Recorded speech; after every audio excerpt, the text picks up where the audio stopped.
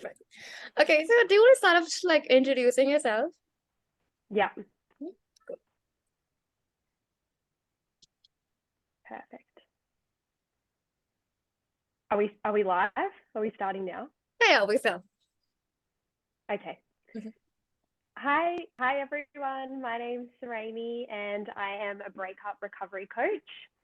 I'm Australian and I'm currently based in Ireland with my partner who's Irish.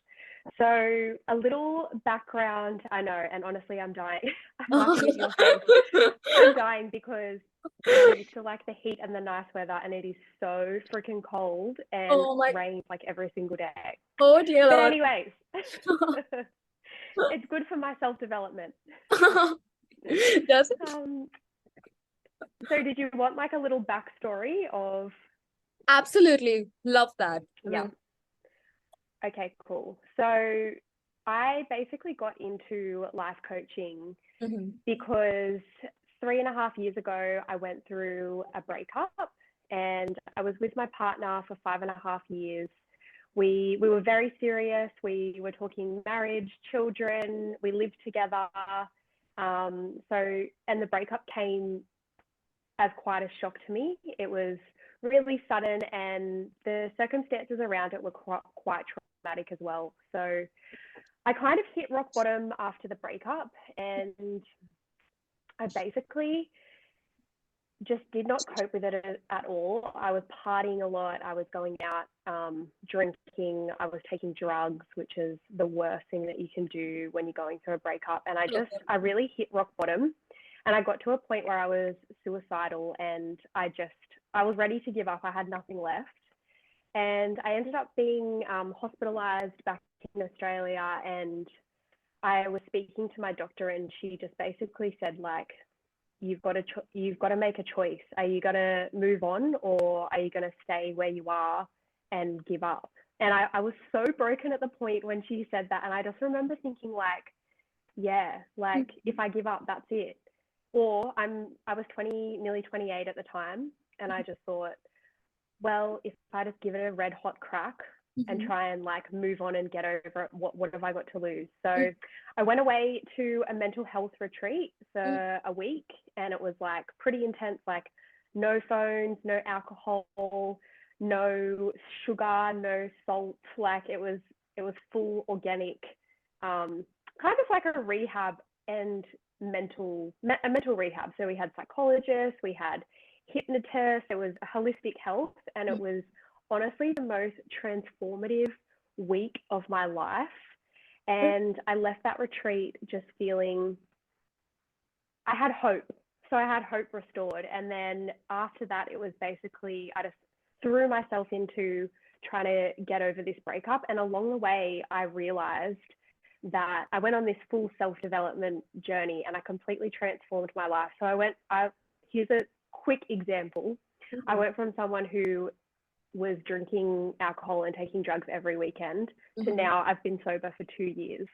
And like that is huge. I know. I and that is huge. love you. Even now when I say it, I'm like, I can't believe it because that I just never thought that was possible for me. I'm like, thank you. And the point of me bringing that up is that, you know, my breakup, I thought that was everything was crashing down in my world because of my breakup. But as I tried to heal from my breakup, I healed so many other areas of my life. And that is the exciting thing about self-development. So that's what led me to becoming a breakup recovery coach. And yeah. That is so empowering. I just, okay, the part where you talk about like the drinking thing is just, it's such an easy It's thing crazy, to isn't it? rely on. Like you drinking and drinking and drinking, thinking it's gonna fix something. It just doesn't. Probably makes things worse, actually, honestly. Worse. Because you feel like texting, right? You feel like calling, you feel like reaching out, you feel like, Totally. yeah, like you can't do the whole no can't. Oh my God. That is so 2 years. That's insane. Oh my God. That's so cool. Yeah. Thank you. A retreat. That's not something I've ever thought of, honestly, but Well, look, I think that the stage that I was at, I needed desperate Mm-hmm. measures and I needed an intervention, and that's basically what it was. It was an intervention. I was really lucky to have really supportive parents, and they basically sent me there. They gave me the option, but they said, "Look, we'll for it. You just go and do you." And I was like, "Okay." Oh But God, yeah, that's good. it was what I needed. Oh God, Yeah. no, but the fact that it went on for like 5 years is just really like, so it just came out of nowhere. Like you didn't think it was gonna go like that, or Well, it's funny when I started reflecting and when I Mhm. started on the healing process, which a huge part of that is self-reflection. Mm-hmm. I realized that the relationship it had been bad for years. And I Oh, was kind of living in denial, and I was just choosing to bury my head in the sand and ignore all the red flags. absolutely. And so now, upon reflection, I'm like, well, that was very obvious that the relationship was going to end. But to me, because I Blindsided. just stopped listening. Yeah, I put the blinders on. I'd stopped listening to my Right. intuition, Mm-hmm. and that's how I ended up there. So God. yeah, God, ignoring the red flags is just something I think everyone does. But I'm totally. so happy for you in a new relationship. Okay, guys. It's a sign you can get through this. Okay, you can get through this. Don't worry. You You will. absolutely You will. can. It feels like the end of the world at the moment, but it's not it. So you Yes. can get through it. Yeah. Okay, so we're gonna start off with just like the basic few things that we're covering, and you all can drop questions in the chat box. We will be covering that as well. Um, Amazing. okay, so let's start off with rumination because I think this is not something we talk about enough. Like people just Yeah. because okay, just okay, talk about rumination. Yeah. Yeah. So rumination, it's really interesting and something that I see a lot, especially since I started Mm-hmm. coaching. Mm-hmm. And I've got an Instagram page for those of you who don't follow it, or for those of you who don't follow it, it's at the Bub Project. I will send And the Instagram link on yes, the group. Yeah. that's actually irrelevant. But the point that I was trying to make was that as my following has been growing and as I've been gaining traction, I've been, um, you know, interacting a lot with people in my DMs, and I can tell straight away when someone is in the grief phase or they're in that rumination phase. And the Okay. rumination phase, well, you guys would know yourself. So when you first go through a breakup, Uh-huh. the grief phase is just that phase where it's like a slap across the face. You can't stop crying. You're Mm-hmm. just miserable. No one any no nothing anyone does or Mm-hmm. says makes you feel better. And Mm-hmm. you've just got to kind of get over that, or not get over it, but you've just got to kind of sit through it. But the rumination phase is different in the fact that it's kind of the next phase after the grief. And it's when you have processed that like heart-wrenching grief, Mm-hmm. and now you know what you need to do, but you're fighting what you know, and you're fighting what you should do, and you're not letting, and what it is, it's not letting go. So if we're not, if holding on to our ex, and it's more about the circumstance of breakup. Mm-hmm. So if you're holding on to every little thing that they did, and the little, we say tit for tat. So it's he said, she said, oh, but you did this, but I did this. Mm-hmm. And it's when you're holding on to that you can't move out of you're stuck in rumination and you can't move on to that next phase. So I'll give you an example. Mm-hmm. People will message me and they will say, I'm going through a breakup. I'm really struggling to let go. I'm so upset. This person did X, Y, Z to me, and I'm just really struggling to cope. Mm-hmm. So I'll write back and I'll say, they're completely normal feelings, validate them, acknowledge your feelings, and, it's okay to feel like it's unfair and it's unjust what's happened to you. But then I say, here are XYZ activities or exercises that you can do that will help you in Mm-hmm. this phase. Mm-hmm. And you can tell when someone's in rumination because they just write back straight away. And what they say is, oh, yes, but they did this X, Y, Z. And it's like, they're not, it's in one ear and it's out the other. And it's like that blinders thing that you've got on. You don't actually want advice from anyone. You don't want to take it on because you're happy dwelling in that low place where you're just constantly letting your thoughts tick over about what that person's done. And, you know, I really experienced this during my breakup because the relationship ended because I found out that my partner had been cheating on me for 4 out of the 5 years. And so sorry, I know. That sucks. Yes. Oh, that sucks. Oh, I know. But, you know, and as time went on and more things came out. I was from a small town, so everyone knew everyone. And it was awful. It was so embarrassing. I felt like everyone was talking about me. But the more that I held on to all of those bits of information, and every time I'd find out about a new girl, I'd start stalking her on Instagram. And then I'd reach out to my ex and be like, fuck you, like, I can't believe I just found out about this person. And I'd try and get every single detail out of him. And I got to the point where I was like, I can't live like that anymore. Like, that's rumination. That's just keeping me stuck and keeping me stagnant. So you have to make that conscious decision to move forward. Oh my God. And I really think that part where like you start almost comparing yourself to the other person, like the third party. Yeah. Okay, was I not enough? Is she prettier? Is she funnier? Yeah. Does she look, and the thing is, it gets you nowhere. It gets you nowhere. It's Yeah. not about the other person, it's about you. But we start making it about other people, and I really, oh God. It's an awful place, and it's so hard to actually push out of that, but you've just got to, when you're in that phase, you actually can. It's a choice. Really? And, you know, I did it. I did it because I would choose. I would know, don't go and look at that girl's profile because it'll just make you feel shit about yourself. It'll make you depressed, and go outside and go for a walk instead. And I'd think, yeah, I shouldn't do that. And I'd go, I'm going to do it anyways.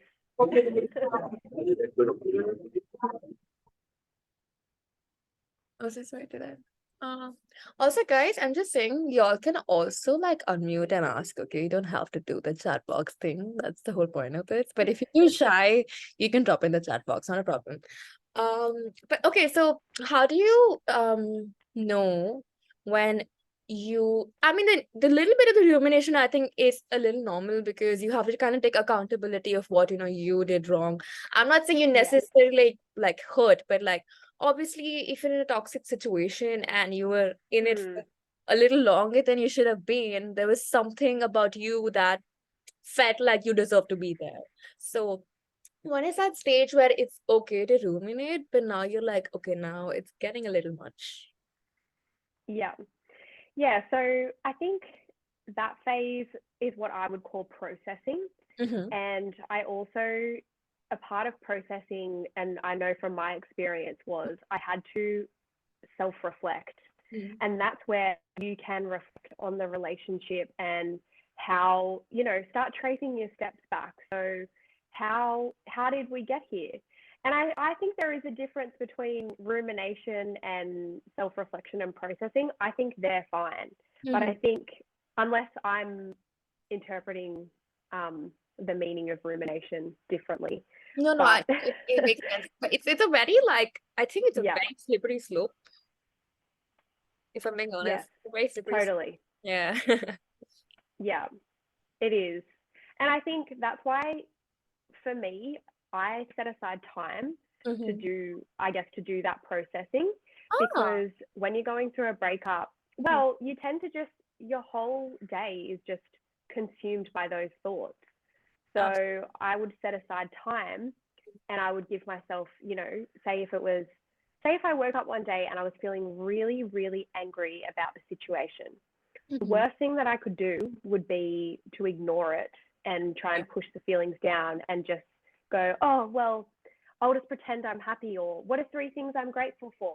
Because you're just ignoring the feelings. So if I had to go to work and I had to show up for the day and I couldn't ruminate on all those angry feelings, I would set aside time. So I'd, you know, say to myself, tonight when I go home, we're giving ourselves half an hour to deal with this. Well, okay. And then it was so important that when I got home to Mhm. give myself that half an hour. And I would sit down and I would write down all of my feelings, and I would say, I am so angry about XYZ.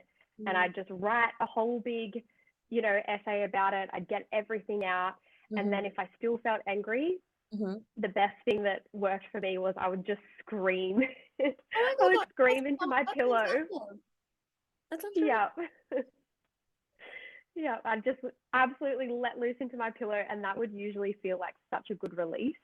And it oh. was the same for any kind of emotion. Like if I was sad, I would do the same thing. I'd cry, I'd put on sad music. But the Mm-hmm. point of setting aside that time was I would give myself limits.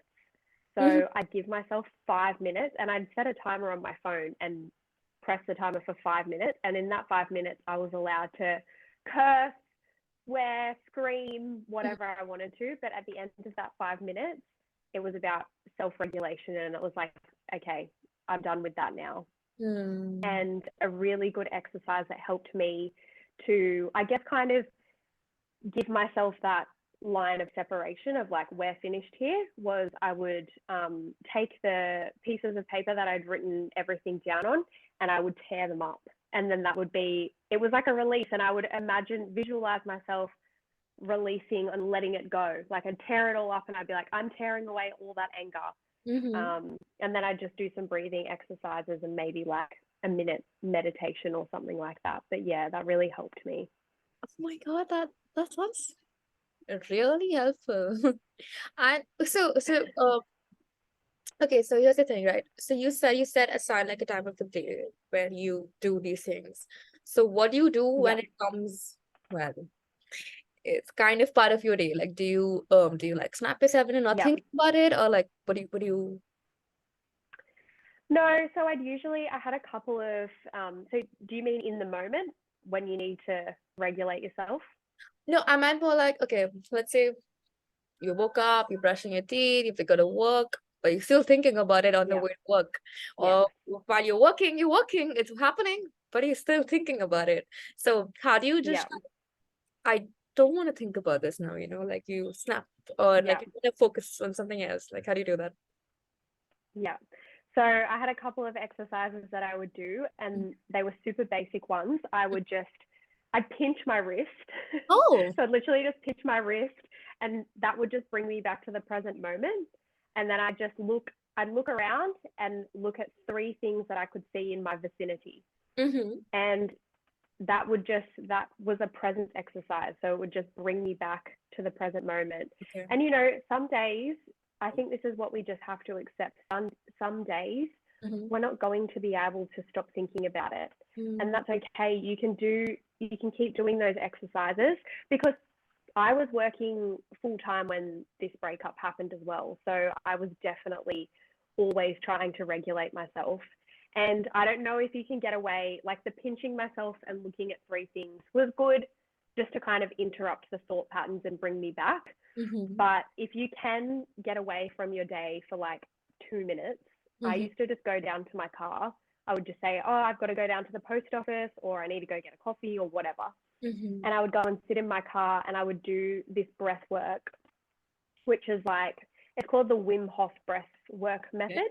Okay. Yeah, and it's super short, sharp breaths. And Mm-hmm. basically what it does is it Mm-hmm. cuts off all the messaging to your brain. Oh, And you kind of feel, you get this weird high, like you feel dizzy and you get this weird okay. high off it. And then it completely resets your nervous system. Mm. So that's the science behind it. And it really works. It's Oh, amazing. that So sounds I so would do that. freeing. Yeah. Could you like maybe later just like talk a little about the Right. breath? That sounds really interesting. And Yeah, it's also one more amazing. topic. Actually, a member who hasn't joined in yet, wanted me to touch on. Yeah. Depending on substance, how do you kind of cope with that? Depending on what, can you repeat Substance, that? like Sorry. substance use. So like I don't know, weed, alcohol, like a little too much of it. Or how do you deal with it? Mm-hmm. Well, this is probably an answer that no one wants to hear, but the best thing is not doing it. So I tried to give myself, I started really slow. So I was drinking every single weekend. And so it wasn't realistic for me to just go cold turkey. Like that wasn't going to happen. It's not gonna happen. So no way. So I just started really, I gave myself small little goals. So Uh-huh. I'd say, okay, I'm going to have one weekend off, Mm-hmm. and I would have one weekend off. And then the next weekend I would see how I felt and be like, I might go another weekend. Or I changed it to, I'm only going to drink on occasions. So, someone's birthday or an event. And if I was drinking, Mm-hmm. I would set myself a limit. So Mm-hmm. I'd be like, you can have 6 drinks over the whole course of the period. Mm-hmm. And I would give myself, like, I'd have a goal of drinking water in between or something like that. And Mm-hmm. that was just to help, I guess, just not get out of control. Because every time I would drink, I Mm-hmm. would get emotional. I'd feel even more depressed. Mm-hmm. I would usually contact my ex because I had no, Oh, um, okay. Hmm. yeah, well, my inhibitions were just gone out the window. So you So, did you like not block, or pardon? did you like not block your ex? So did it come down to that, or? No, so after our relationship, I was always blocking and unblocking him. Oh, So oh yeah, I get he that. Um, he was blocked. He was blocked for the majority of the time, but if I would, be having a spiral, I would unblock him and then send him a big message. And, we'd go back and forth for so long until he pissed me off and then I'd block him again. It's an endless cycle. Honestly, it doesn't stop unless you stop it. Oh God. It is. That's what drinking does, honestly. That's also something that it adds to. Yeah. So do you suggest like completely going no contact? Do I suggest no contact? Mm-hmm. Look, to be honest, Mm-hmm. I think that no contact is the only way that you're going to detach from your ex. Mm-hmm.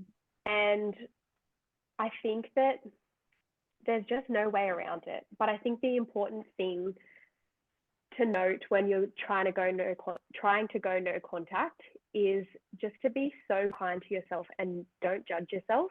And I Mm-hmm. think that we need to put realistic expectations on ourselves when we do decide to go no contact. Okay. So when I was going through therapy and we were talking about Mm-hmm. how, I guess, what my strategy and what my plan was for this no contact, Mm-hmm. I was just like, oh, that's it. I'm going cold turkey. I'm never speaking to him again. Mm-hmm. And then, I'd come back to my psychologist the next week and be so guilty and go, oh, I'm such an idiot. I got drunk on the weekend and I texted my ex, or I was sad the other day and I texted my ex. And she would always, always say to me, stop beating yourself up. Like, you were with this person for 5 years, you had a life, you lived with them, and then the next day, it's nothing. And she was like, you can't expect to just cut off all contact and cut all ties like this the next day. Oh, well, So, yeah. yeah, so I think you just have to have realistic expectations, and you need to, when you decide to go no contact, you need to have your reason. So my reason was I needed to move on. I wanted to find peace. Mm-hmm. I wanted to find a respectful partner. I wanted to be happy eventually. And it was like, that was my reasoning for going no contact, because if I didn't cut the contact with him, I would have always been stuck in this cycle and I would have never been able to move on. So Mm-hmm. really, no contact is basically the only way that you can move forward.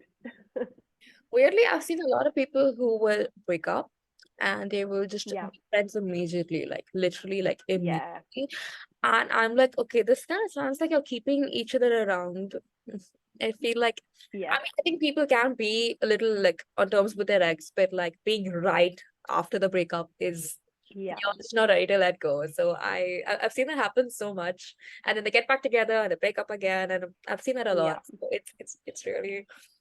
But the thing about no contact, I How do you, when you're usually like away from the person, you tend to like either forget intentionally, try not to see things exactly for what Mm, they are sometimes. I know that's the opposite of what no contact is supposed to do, but you start yeah. kind of either putting them on a pedestal or you start Yes. like putting them down because now that you're away, you can be in your head. Like you can be attached to the version you created in your head, Totally. the real Yeah. person. So how do you do that?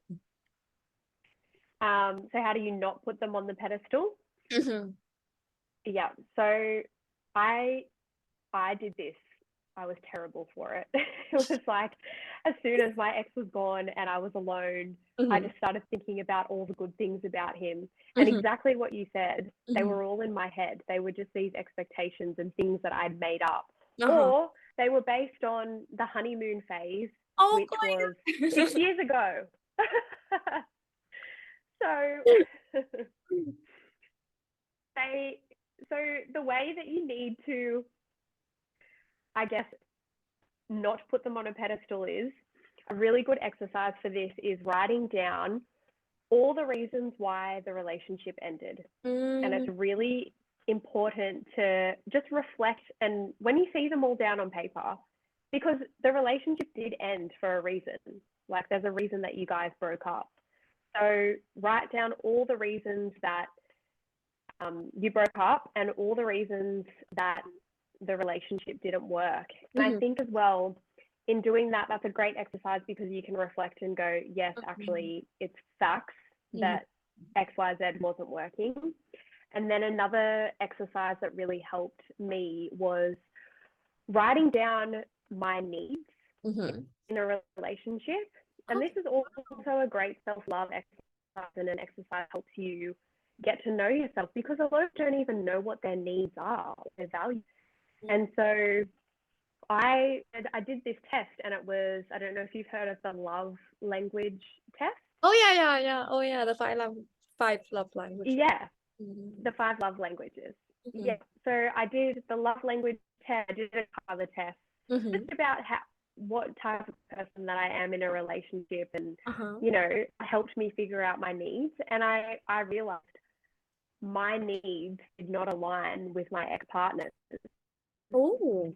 And certain things, yeah, like our values didn't align as well. I wrote down my values, and it was like my values and my needs and with his. Mhm, And there's certain things when you're in a relationship, there's a lot of compromise. So you might have a certain need mhm, that your partner, it's not particularly his or their need, but they're willing to compromise and meet you so that mhm, you, or like meet you halfway so that your needs are met. But mhm, then there's other needs that other people, they actually can't meet those needs mhm, because they have another need within them mhm, that needs to be met, and it can't be met if your need is this. So sometimes it's a bit of an issue of compatibility.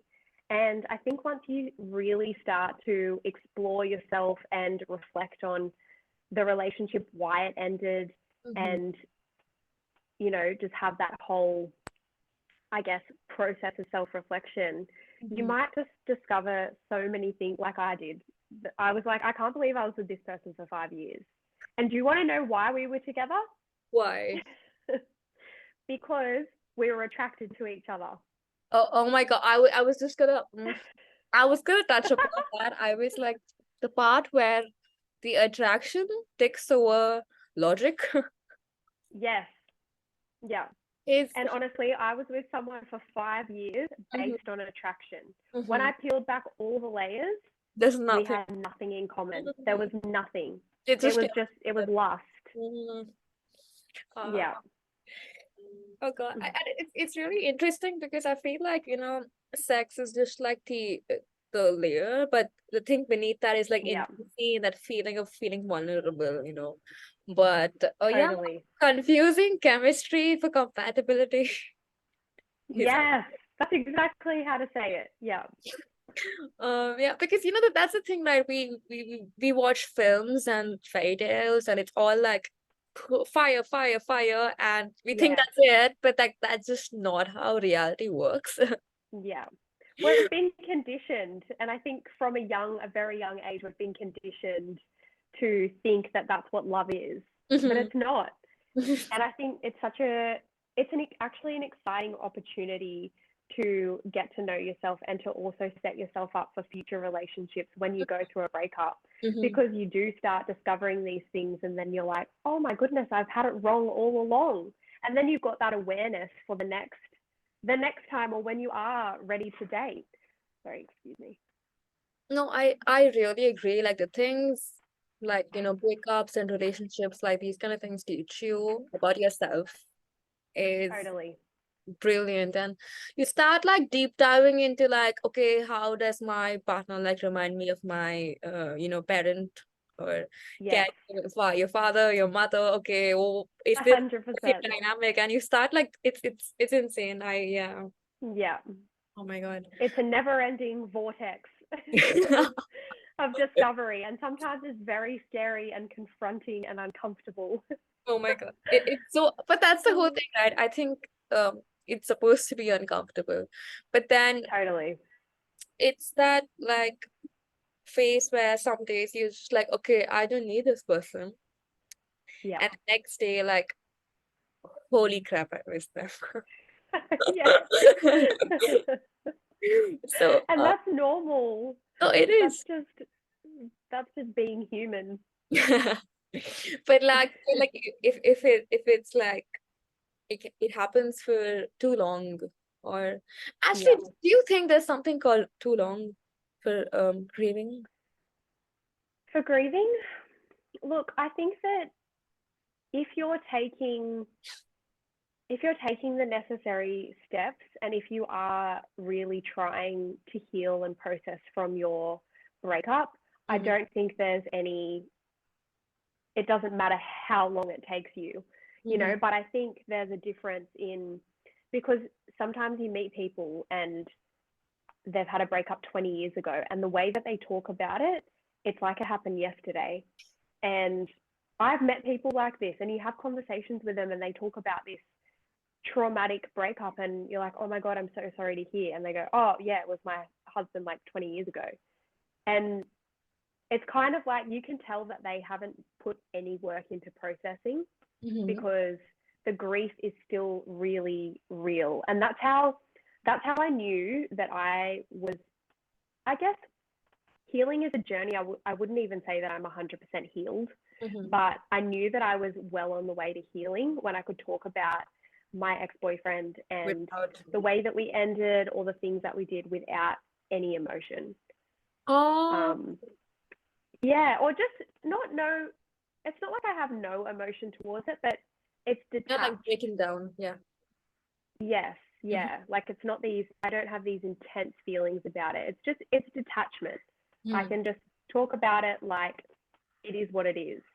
Yeah. But yeah, so I don't, to answer your question, sorry, I went a little bit on a loop, but No, no, no. to answer your question, no, I don't think there is any too, I don't think it should, well, you don't need to put a number or a Mm. number on it for when you should be over your breakup. Yeah, I love that because I think sometimes people kind of try to push it like I should be over by Yeah, now. Like it's not gonna happen like overnight. no, It's not gonna work. no way. You need to like Yeah, otherwise I've seen people jump into a different relationship and then yes, carry that baggage thinking this person's gonna fix it. And then you realize you're still obsessing over the previous partner in a new relationship, totally. which is not fair to you, Yeah, your current partner, or like to anything. So yeah. yeah. Um also we did actually we did have a question asking what the activities were in the retreat, if you don't mind. Oh, yeah, of course. Uh-huh. So there were so many things. I'll tell you a couple of my favorite, or things that I did. So they had they had registered psychologists there and psychotherapists. Mm-hmm. So I was talking to having a session every single day with a psychologist. Mm-hmm. I did hypnotherapy, which Nice. was amazing.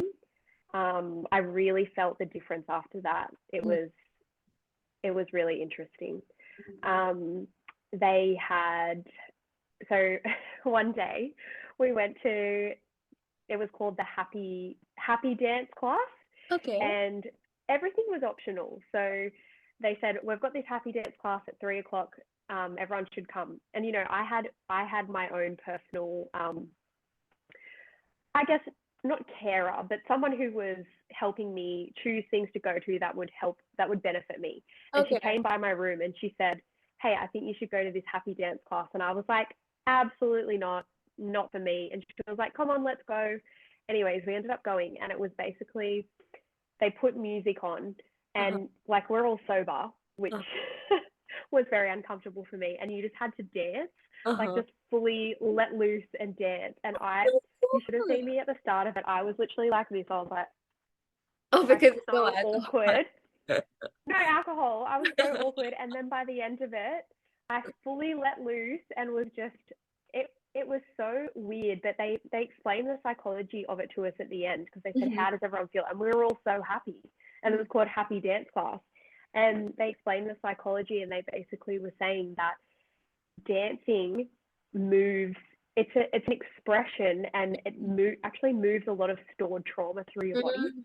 So Oh, that's yeah, so it was half an lovely. hour of dancing, and it was like you just move whatever way that you felt. And we were Mhm. like shaking it off, and it was like a full release.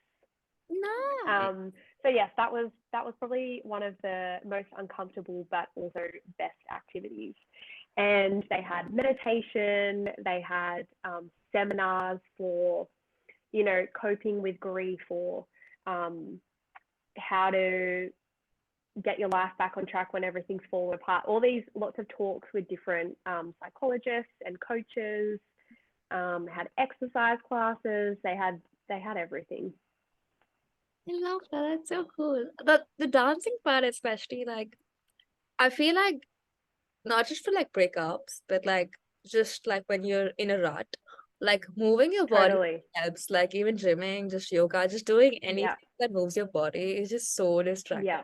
Love that. So Yeah. yeah. I still do it. That's exactly what I do. Like when I wake up and I'm feeling in a funk Mm-hmm. today, Mm-hmm. I'll just get up and put music on, and I'll have one song, and I'll just shake it off and dance. And then That's I so always cool. feel better. Oh my God. It's a high vibe activity, raising your vibration. Yeah, it kind of helps you like connect with yourself. Lord, Yeah. it hits different one Yeah. o'clock at night as well, though.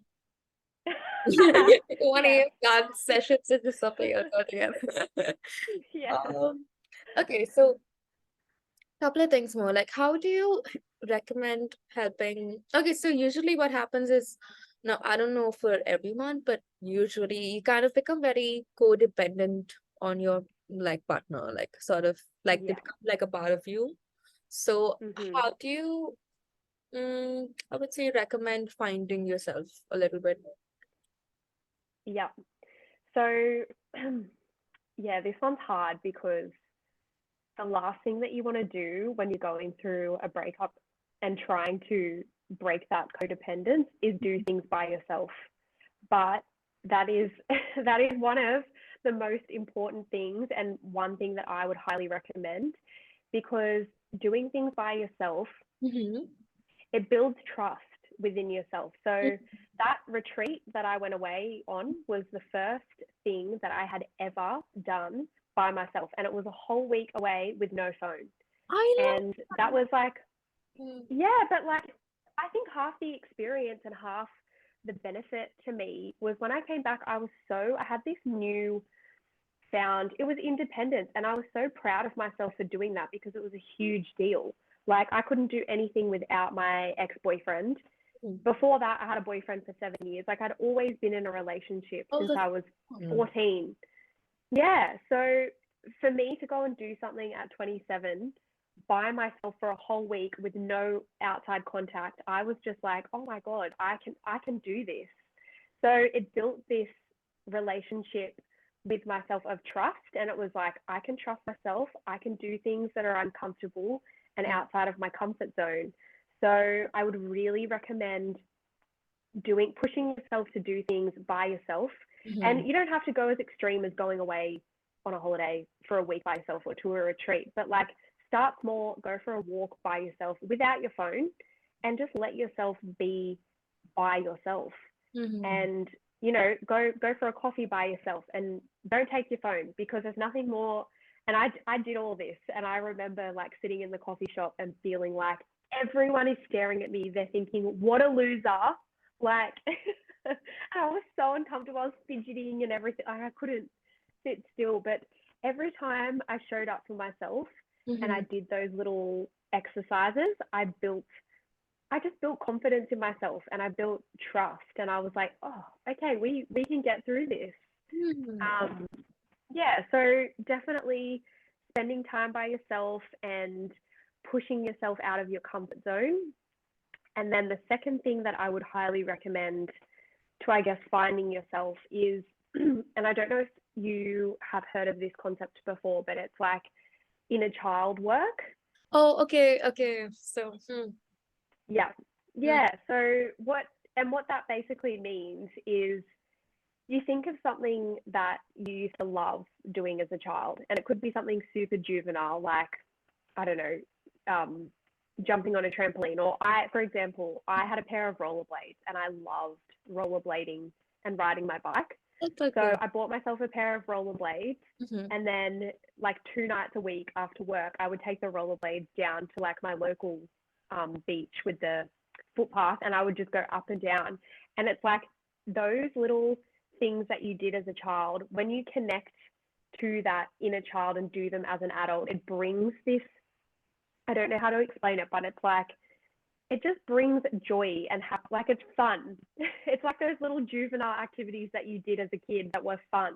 And Mm-hmm. then why do you stop doing them as an adult?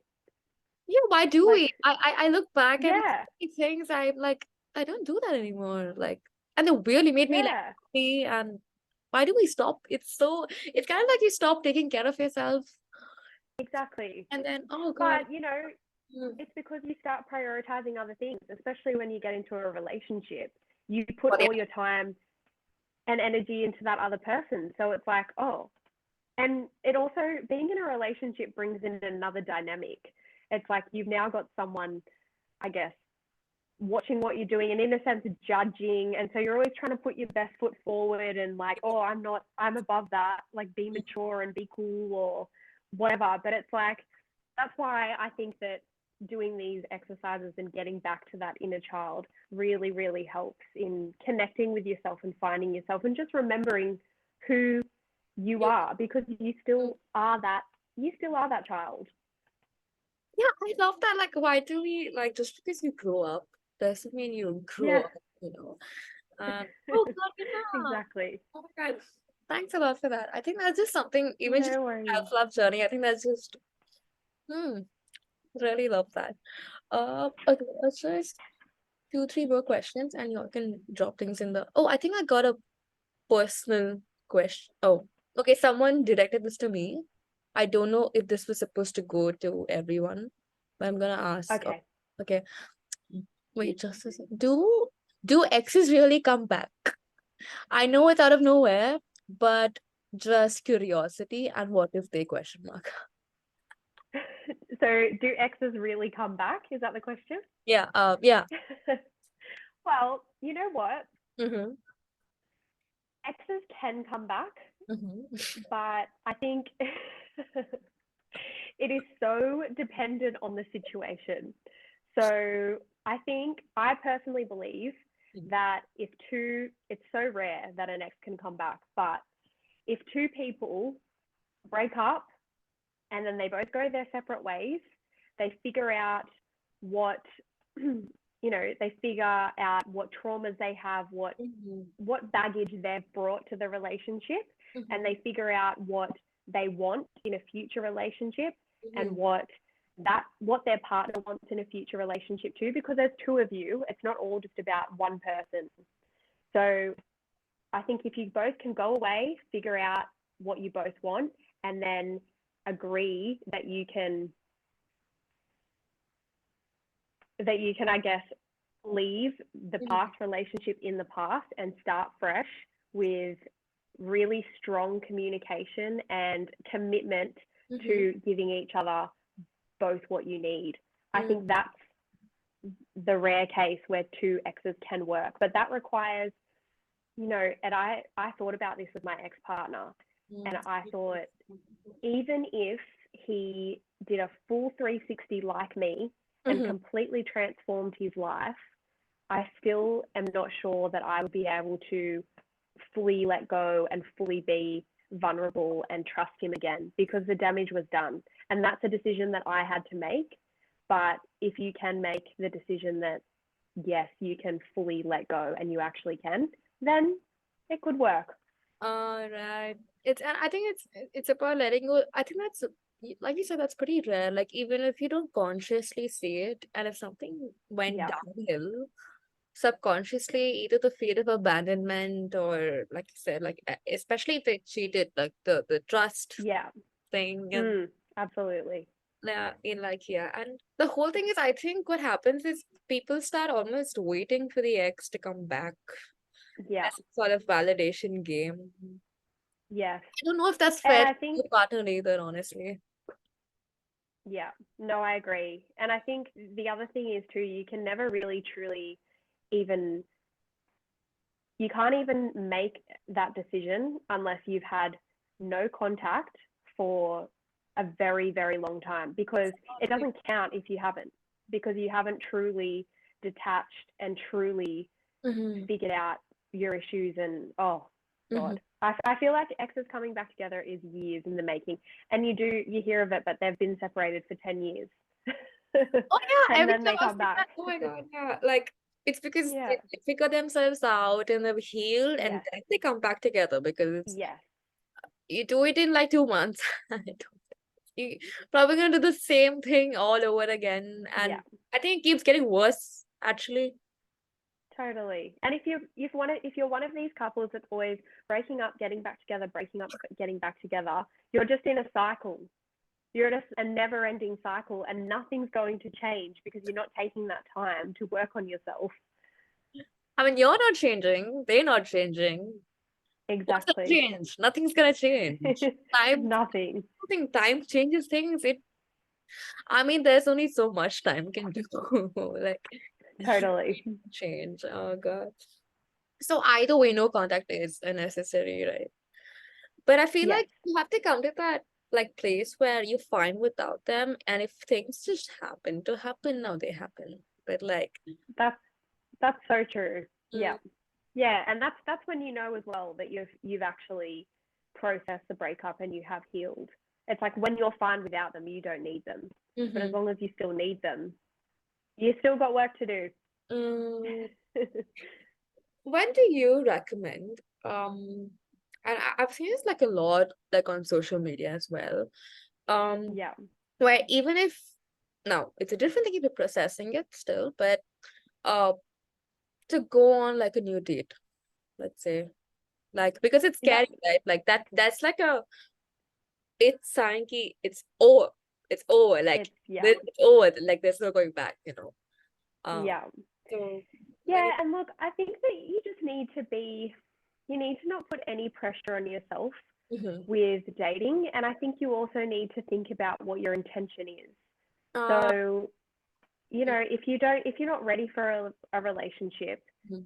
then if you want to just try and have a practice run, I guess, Mhm. then I would highly recommend being 100% honest and upfront with the person that you're having a practice run on. But otherwise, I would just recommend not dating until your intention is to find a new partner, Mm, because it muddies the water and it just makes things so complicated. And I think, it is different if you have this agreement that both of you know that it's nothing serious. But mhm. again, I just think it's another distraction for your healing, Mm. because yeah, I think the longer that you can be single, the quicker that you're going to heal, and the better. Yeah, I basically just think that it fast tracks your healing when you're single. Oh yeah, absolutely. Because I don't know, like okay, maybe this is just my opinion. Okay, I'm not like speaking on behalf, but Yeah, when you come to that agreement that this is nothing in the long run, it's gonna feel emptier if you keep doing just runs, like, Yes.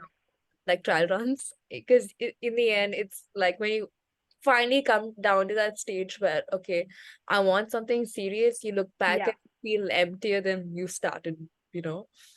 So Yeah. yeah, being single is great. No, I agree with that. Yeah. I would just say just be single until you're ready for a Mhm. new relationship. Yeah, and And just remember, just tell yourself about, I think it's so important to just constantly remind yourself, am I bringing my baggage into another relationship? mm, Because you can still work on your baggage and, you can still heal in another relationship, but it's 100 times harder because then you've got someone else with their baggage. And it's like, it's uh, not worth it. it really is, and it's not fair. I think it's because you have to think about your person and oh God, yeah. Thank you so much. Totally. If you'll have any extra questions, just let me know. And wait, yeah, is there something we haven't covered yet? One second. Okay, just yeah, one more thing. Right. Yep. Um, feelings of being very overwhelmed sometimes. Yep. Sometimes it can be like, getting like panic attacks or like getting overwhelmed. Yep. Just feeling just not like too much is in your head. Yep. Yeah, sometimes you can physically be out of something, but mentally still feel like you're still there. Still. So Yeah. how do you recommend that? Getting over that. So, yeah, those overwhelming feelings, I guess I was talking about it before when I was at work. Mm-hmm. Um, and Oh, I would just have oh, the constant, and that's what it was. It was overwhelm. uh-huh. So, and I think in those moments you do need a distraction, and Mm-hmm. that's why pinching yourself, looking around, naming 3 items that you can see in your vicinity, Mm-hmm. and I honestly just can't. And I'm happy to do even like a demonstration of this, a breath work, I love that. because honestly, that's what helped me with my overwhelm and my anxiety. And anytime I was just freaking out and I was going to have a panic attack, I Mm-hmm. would do this breath work, and Mm-hmm. it completely calmed me down. Mm-hmm. Because it's really funny. It's quite short, sharp breaths, so you can't think about anything else while you're doing that. You're Mm-hmm. concentrating on that, and then it just turns, resets your brain. It turns everything to mush and resets it. Mm-hmm. Um, so yeah, I'll do a demonstration if you like. I love that. We love. Okay, that's so cool. Thank you so much. Yeah. Thank you. And I'll try not to pass out. Don't All worry. right. Yeah. I won't do the full thing because it takes about 2 minutes, I think, Okay. or 90 seconds. But basically, what you do is you do these short, sharp breaths, Mm-hmm. and they're in through your nose and out through your mouth. Okay. So you just count in your head, and you do, I think I used to do 30. And then after you do the 30 short, sharp breaths, you hold your breath at the top, Mm-hmm. and then you hold your breath for as long as you can. So because I was doing it every day and quite regularly, I could hold my breath for like, it was nearly 2 minutes, because Oh, you wow. you build up, yeah, you build up this intolerance, and then what tolerance, and then once you hold the breath at the top, Mm-hmm. then you just release it slowly out of your mouth. Oh, So oh, I'll just do that'd I'll be do good. like 10 breaths. All right. You might have to turn your cameras down because it's quite loud. Oh, no, But no, no. basically, this is the breath. Mm-hmm.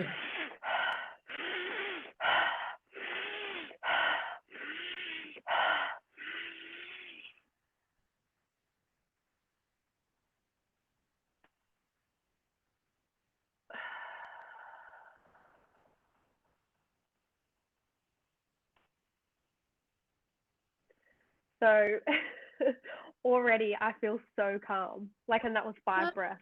I've never So like for this because I've usually like even with like therapists, I've seen them where like yeah, they go like long breaths. I haven't yeah. go short breaths. No, the short, sharp ones are the ones that get you out of your head, and they're the best ones for using when you're overwhelmed. Um, I had no idea. Oh yeah. my God. Honestly, try it. I honestly feel so relaxed right now just doing 5 breaths. But if I'm you gonna do it right Google, after this. in the chat, if you Google Wim Hof breath work. And it's funny, I think he's South African or something. Oh, He's like a crazy he looks like a crazy man, but he's amazing, and he kind of changed the whole breathwork industry. But read up about all the science. I don't know it off the top of my head, but I know that it resets your nervous system oh my God. and interrupts the brain pathways. It's always the Um, strangest people that just they you know what to do. I also have okay, oh, we have one question on public yep. and one that I've received privately. Okay. So can we like get those answered before we end it? Yeah. Yeah, of course. Yep. Um, so Lauren asks, when and how did you realize that you were starting to heal?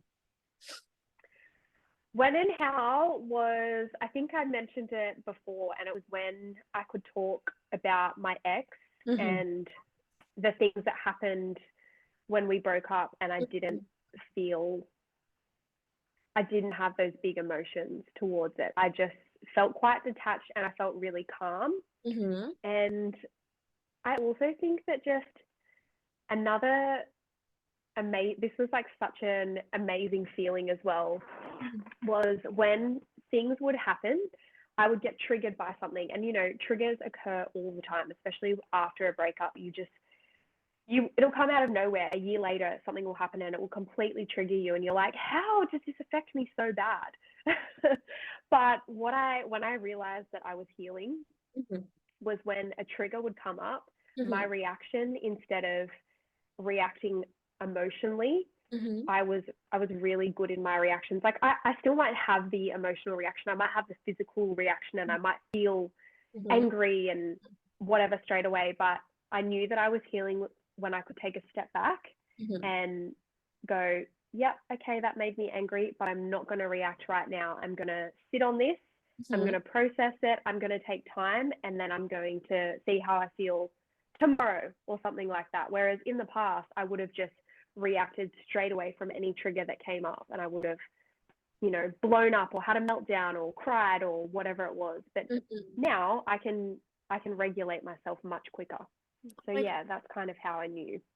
that you're here. Oh my God, yeah, that's so cool. Like regulating your own emotions is so important. Oh Yeah. God. Sounds like a lot of work, but everyone will get there. Just saying if you're going through a breakup. Um, one question is that You will. okay, so I have one question. Just one second, let me read that out. What if you feel you don't need them anymore, but you still miss them here and there? Does that mean this person is does that mean the person is still grieving or that the person is healing or healed? If you don't miss them, you don't need them, but you just miss them here or there. Mm. That probably it.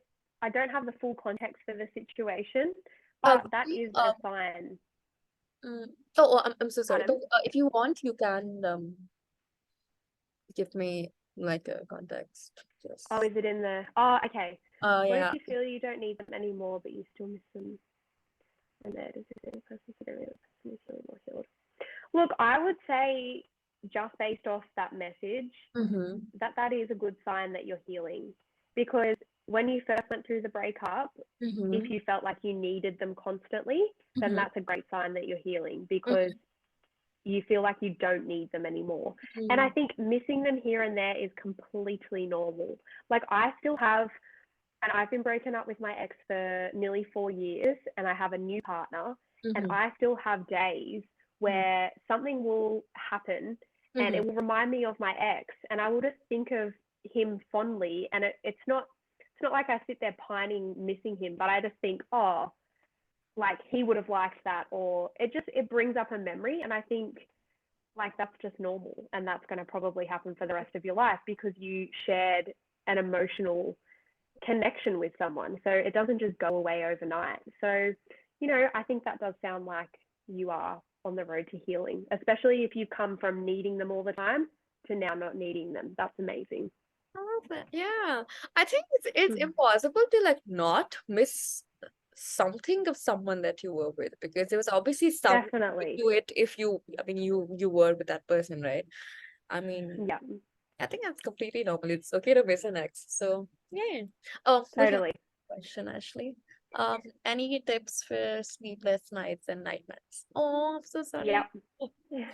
I know. Oh, Um, I do have some tips for that. I actually had someone in my inbox send me the same message. They said that mhm, they were having nightmares about their ex. Yeah.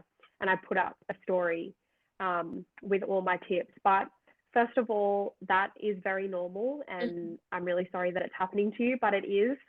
It's normal because our brains process everything that's going on when we sleep. And mhm, that's why it's so important that we get this certain window of sleep called REM sleep. And when our bodies are under stress, mhm. our that's when we have weird dreams because our brains are working in overtime to try and process all the memories and all the, I guess, all the information that's been coming in every day.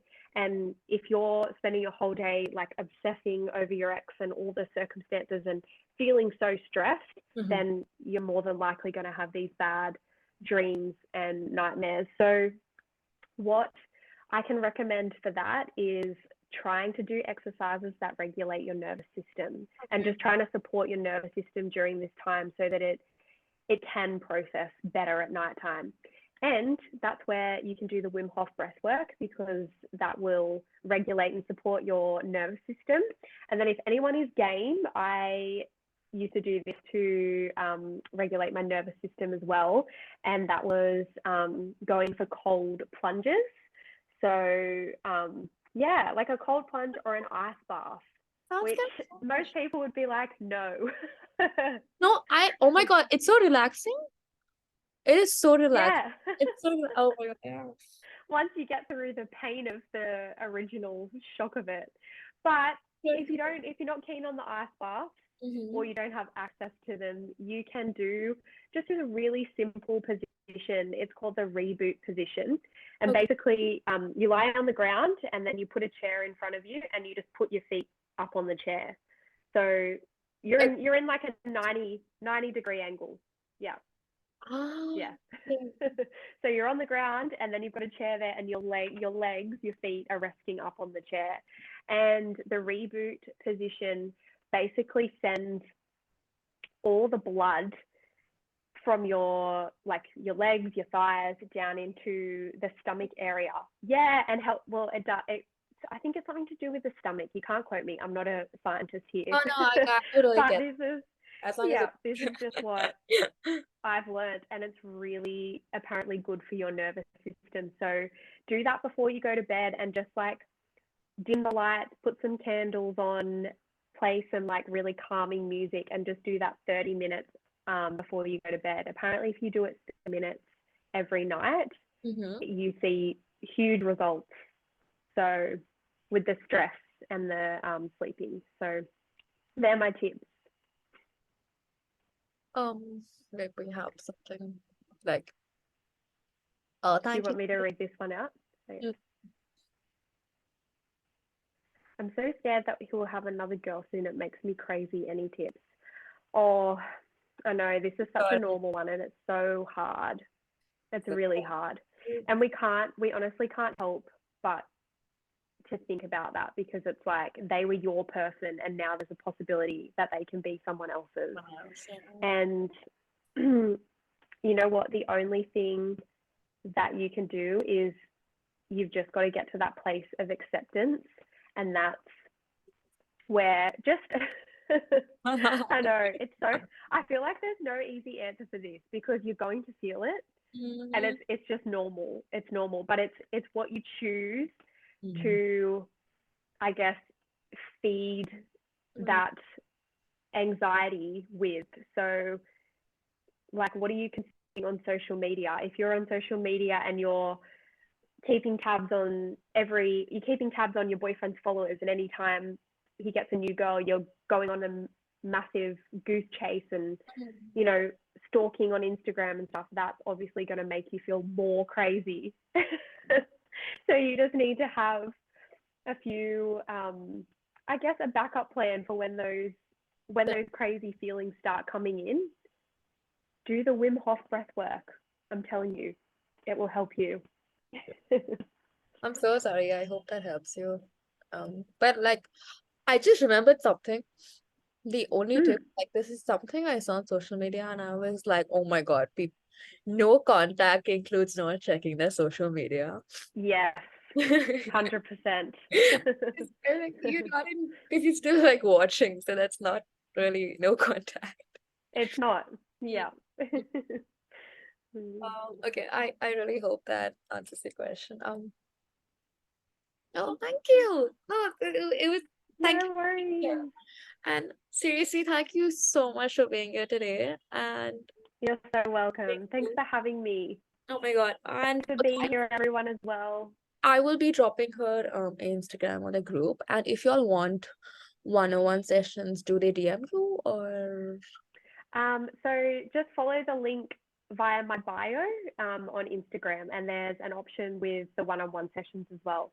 And I am bringing out a membership very soon. So yeah, we're working on that because it's just a more affordable option that I want everyone to be able to have access to. Oh, So yeah, keep an eye on my page, and I'll be announcing on there I very will shortly. keep promoting that. I will keep promoting that. I will also like drop the link for your sessions on WhatsApp group as well. So yeah. I can put it in. I can put it in the chat if you like. Okay, yeah, I could just send that right now because Yeah, oh my God, the awesome. membership thing sounds really cool. I'm excited for that.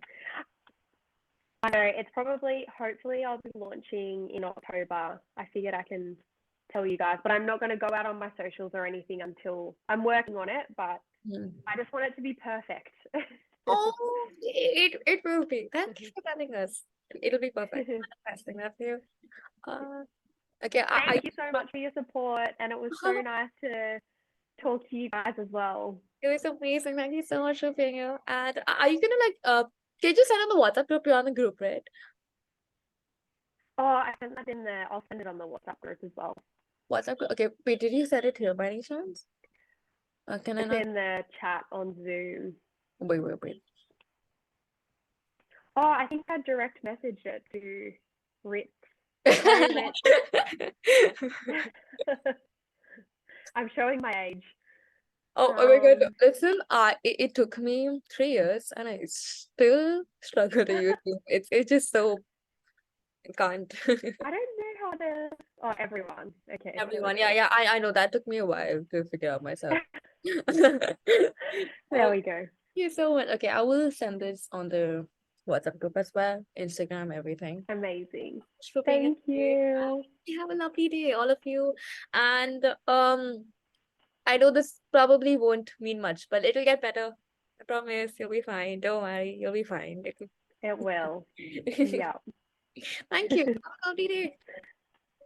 All right. Bye. Bye.